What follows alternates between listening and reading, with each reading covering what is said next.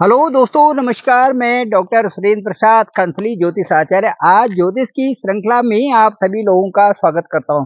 दोस्तों, आज बात करेंगे हम स्कॉर्पियो की वृश्चिक राशि की। और वृश्चिक राशि में जो जुलाई का महीना है वो आपके लिए कैसा रहने वाला है।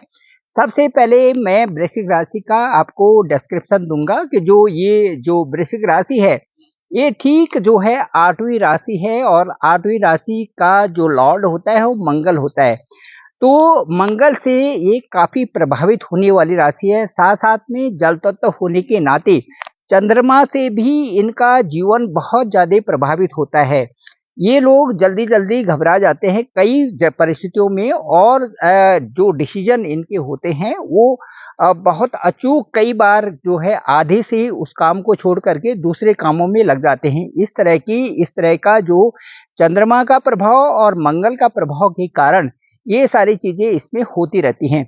कभी कभार तो ये होता है कि इनको खुद भी पता नहीं चलता, जो ये कार्य करते हैं उसमें एकदम से वो कार्य को छोड़ करके फिर दूसरे कार्य की तरफ बढ़ जाते हैं।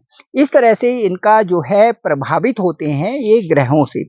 दोस्तों, मैं कहूँगा कि जो 9 ग्रह हैं ये हमारे एक प्रकार से न्यायाधीश हमारे जीवन में हैं।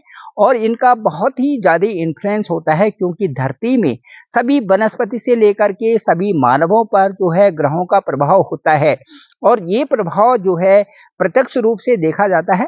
चंद्रमा का प्रभाव तो हमें हर दिन प्रभाव ये प्रतीत होता है। वो जैसे कि चंद्रमा एक राशि से दूसरे राशि में 2 दिन में चली जाती है, ठीक इसी तरह से यदि सूर्य की बात करें तो 1 महीने में दूसरी राशि में परिवर्तित हो जाते हैं। इसी तरह से बात करें तो बृहस्पति जो है वो 1 साल के लिए एक राशि में गोचर करके फिर दूसरी राशि में चले जाते हैं। और फिर जो न्यायाधीश हैं, जो सुप्रीम न्यायाधीश हैं, जो शनि है, एक हाउस में 2.5 साल रहते हैं। इस तरह से इनकी जो है ट्रांजिट का जो ये मैंने अभी विश्लेषण किया।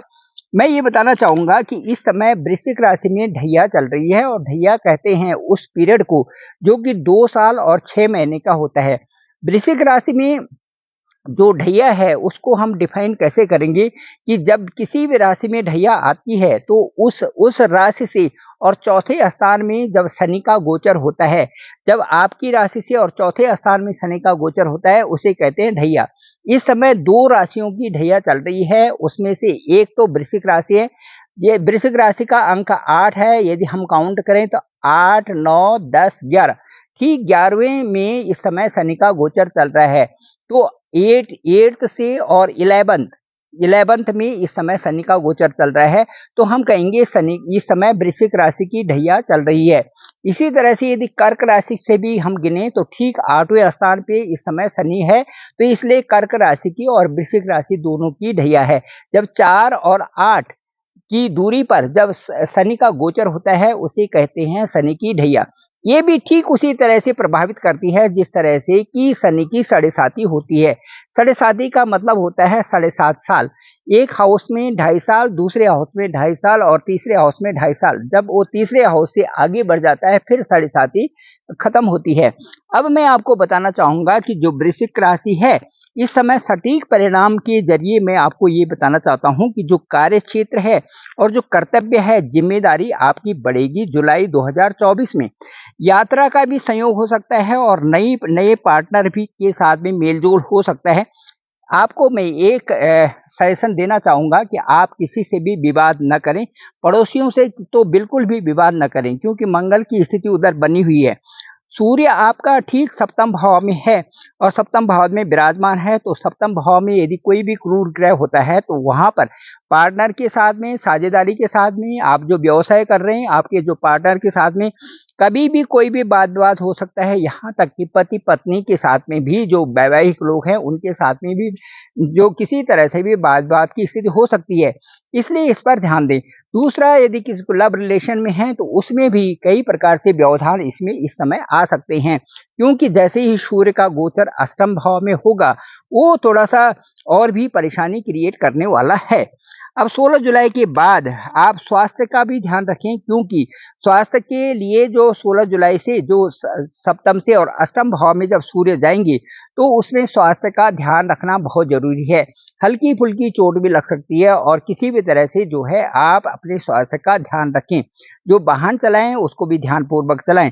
और इसके साथ साथ मैं कहना चाहूंगा कि यदि जब सूर्य जब अष्टम में रहेंगे, तो उस समय हम गुड़ और गेहूं का दान देते हैं सूर्य के लिए ये दान बहुत अच्छा होता है। तो मैं समझता हूं कि गुड़ यदि आप पानी में भी बहा दें, या आप चींटू को दें, या कहीं भी दान दें, नीडी व्यक्ति को दें, तो ये बहुत अच्छा रहेगा। अब मैं ये बताना चाहूंगा, आपको फिर से बताना चाहूंगा कि जो जो जो 3 प्रकार की कुंडलियां आपकी होती हैं।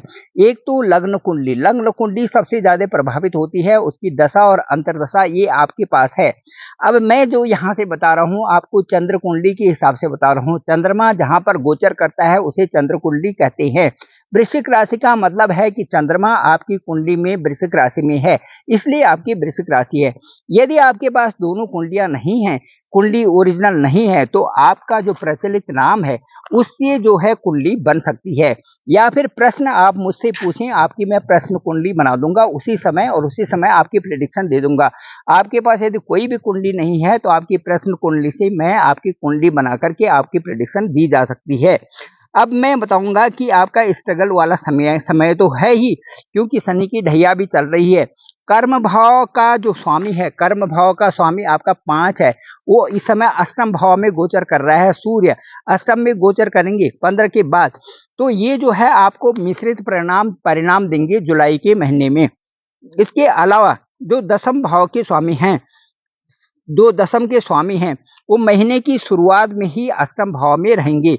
दसम भाव के स्वामी आपके दसम भाव के स्वामी जो सूर्य हैं, वो शुरुआत में है। अब यहाँ से जो अष्टम भाव में चले जाएंगे, तो वो शुक्र के साथ में रहेंगे। अभी शुक्र वहां पर जाएंगे, 12 को आज चले गए हैं, तो सूर्य भी वहां पर रहेंगे। तो जिससे कि उस क्षेत्र में आपका जो कर्म क्षेत्र है उसमें उतार चढ़ाव आना स्वाभाविक है, क्योंकि कर्म क्षेत्र के स्वामी अष्टम में आ रखे हैं, वो है शुक्र के साथ में सूर्य। तो इसलिए उतार चढ़ाव आपका कर्म क्षेत्र में देखा जा सकता है। इसके अलावा मैं ये कहूंगा कि शनिदेव चतुर्थ भाव में हैं, तो चतुर्थ भाव में जो है आपके, क्योंकि वहां पर शनि का अपना ही स्थान है, तो आपको नौकरी मिलने की भी आसार है, प्रबल योग है। और आप यदि मेहनत करते हैं तो मेहनत से ही आपको मिलेगा। वाहन मकान भी आप खरीद सकते हैं, जमीन जायदाद में आप प्रॉपर्टी वाले हैं तो उसमें आपको फायदा हो सकता है, और प्रॉपर्टी संबंधी मामलों में आपको सफलता मिलेगी। इसके साथ साथ यदि कोर्ट कचहरी वाला कोई मामला है, तो उसका भी तेजी से निपटारा इस समय हो सकता है क्योंकि वहां से शनि की नजर जो है सीधे छठे भाव पर है, वो कोर्ट कचहरी वाला भाव है, छठा भाव। तो वहां पर रोग भी आपकी कम होंगी, और जो ऋण है लोन की प्रक्रिया भी आपकी कम होगी। तो ये मैं कह सकता हूं कि यदि कोई भी आपका कोर्ट केस चल रहा है या किसी तरह से परेशानी है, तो वो परेशानी आपकी शॉर्ट पीरियड में उसका निपटारा जल्दी से जल्दी होगा। इसके अलावा मैं ये कहना चाहूंगा कि पंचम भाव में इस समय आपके राहु गोचर कर रहे हैं, और उसके बाद जो केतु हैं वो है लाभ स्थान में, 11वें स्थान में हैं। तो जो पंचम स्थान और 11वां स्थान है वो एक दूसरे से सीधे एक दूसरे को दिखते हैं। अब मैं ये बताऊंगा कि चूंकि यहाँ पर जो पंचम स्थान है ये लव रिलेशन वालों के लिए भी ठीक नहीं है, और साथ साथ में जिनकी शादी हो गई है, मैरिड लाइफ में भी किसी प्रकार से उतार चढ़ाव बने रहेंगे। एक दूसरे पर जरूर भरोसा करें, भरोसा ही जो है आपको जिंदगी में आगे बढ़ाएगा। एक दूसरे पर भरोसा करें, तब अपने लाइफ को संभालें, और ये जो है बहुत जरूरी भी है। वृश्चिक राशि के लिए मैं बता दूं कि ये पूरा साल है, ये बहुत मेहनत का है, और उत्तम परिणाम निकलेंगे कि आप केवल आपके मेहनत के ही जरिए निकलेंगे। इसलिए विष्णु सहस्त्रनाम का जाप करें, पीला वस्त्र दान भी दें, किसी को भी, किसी के दिल को न दुखाएं। ये वृश्चिक राशि के लिए विशेष करके रहेगा कि आप किसी के दिल को न दुखाएं और परेशान न होएं, और दूसरों को भी परेशान न करें। 1 और 2 तारीख जो रहेगी, ये बड़े सुखद परिणाम वाली रहेगी आपकी जुलाई के महीने में। उसके बाद 3-4 में आप किसी से विवाद न करें। 5-6 तारीख भी अच्छा है, पार्टनर्स के साथ में भी आप अच्छे रहेंगे। 7-8 को थोड़ा स्वास्थ्य के प्रति ध्यान रखें, क्योंकि जो ग्रह गोचर की स्थिति है उत्तरिक भाव में और 6-8-12 में हो, तो उस समय समय चंद्रमा की स्थिति ऐसे उनके मन पे प्रतिकूल प्रभाव पड़ता है। दूध और चीनी का भी आप दान कर सकते हैं। इसके बाद जो 9, 10, 11, 12, 13, 14, 15, 16, 17 ये जो दिन है ये बहुत महत्वपूर्ण सर्वोच्च दिन होंगे आपकी इस जुलाई के महीने में। इसमें अपने भाग्य की वृद्धि करें और लंबी यात्राओं का भी है, धार्मिक कार्य भी हो सकते हैं, राजकीय क्षेत्रों में भी आपको उन्नति मिल सकती है, आप बहुत अच्छी उन्नति कर सकते हैं। इसलिए इन दिनों में आप अच्छे कार्यों में लगे रहें। 17 और 18 तारीख को जो धन का व्यय हो सकता है, इन्वेस्टमेंट बड़ी डील न करें और सोच समझ करके धन को कहीं भी खर्च करें। 19, 20, 21, 22, 23, 24, 25 ये सर्वोत्तम है, खुशी का है, खुशी का समाचार मिल सकता है, सर्वोत्तम दिन है, मान सम्मान भी आपको मिलेगा। 25, 26 तारीख को थोड़ा चिंता हो सकती है आपको चंद्रमा के गोचर के कारण, या कोई समाचार सुनने से आपको चिंता हो सकती है, उसको विवेकपूर्ण ढंग से उसे संभालें। 27, 28, 29 तारीख जो है ये भी वृश्चिक लाभ राशि वालों को लाभ देगा, अच्छी स्थिति इसमें रहेगी। 30, 31 तारीख को सावधान रहें और किसी से विवाद में न पड़े। मैं बताना चाहूंगा कि वृश्चिक राशि का जो स्वामी होता है वो मंगल होता है। मंगल के कारण ये बहुत प्रभावित है, साथ साथ में जल तत्व के कारण ये बहुत प्रभावित है। वृश्चिक राशि वालों के साथ में कई प्रकार की समस्याएं आ जाती हैं, इसलिए मैं ये कहूँगा कामुकता भी इनमें बहुत होती है। इसलिए मैं ये कहना चाहूँगा कि वृश्चिक राशि वालों को अपना जीवन बड़े संजो करके चलना चाहिए। किसी तरह से भी वाद विवाद न करें किसी से, और अपने मन में किसी चीज़ को न लें, क्योंकि मन में लेने वाली आदत वृश्चिक राशि की रहती है।